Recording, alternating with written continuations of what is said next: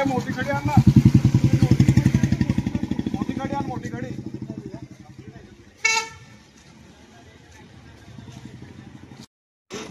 आज व्हिडिओ पाठवले भाऊ मी आता बाकी टाकून पेपर टाकून देऊ. पालघर जिल्ह्याची अवस्था अशी झालेली आहे, एवढे खड्डे पडलेत रस्त्याला.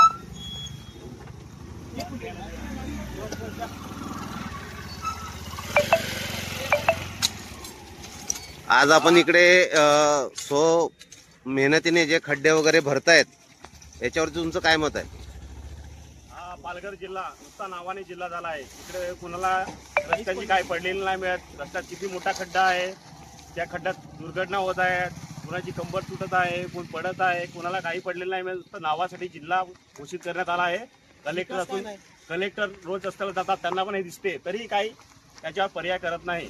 आणि इकडच्या नगरसेवकांना पण काही पडलेलं नाही, फक्त मतदान घ्यायला येतात बस, दुसरं काही करत नाही. आज तुम्ही टोटल किती रिक्षावाल्यांनी हे काम करायला लावलं, खड्डे भरण्याचं काम चालू केलंय?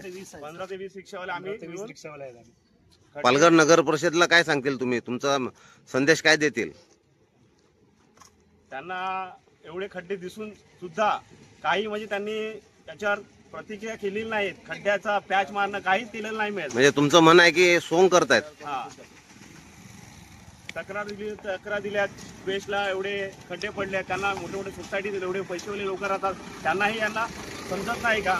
एवढे मोठे खड्डे असून त्यांना म्हणजे पॅच तर कमीत कमी मारावा, एवढं तर काम करू शकतात ना, हे पण नाही करू शकत.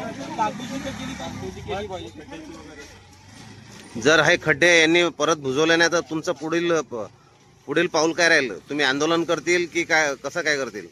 की नेहमीप्रमाणे स्वतःच्या मेहनतीने हे खड्डे भरतील? तेच राहिलं शेवटी, स्वतःच्या नगर परिषदचं लक्ष नाही दिलं तर आम्हाला स्वतःहून मेहनत करून खड्डे बुजवावे लागतील.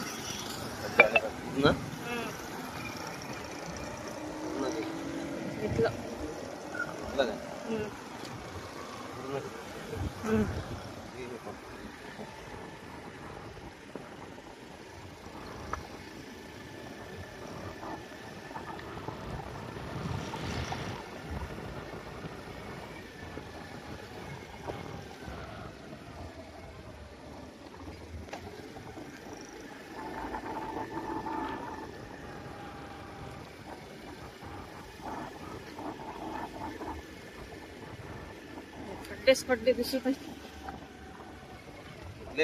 हो.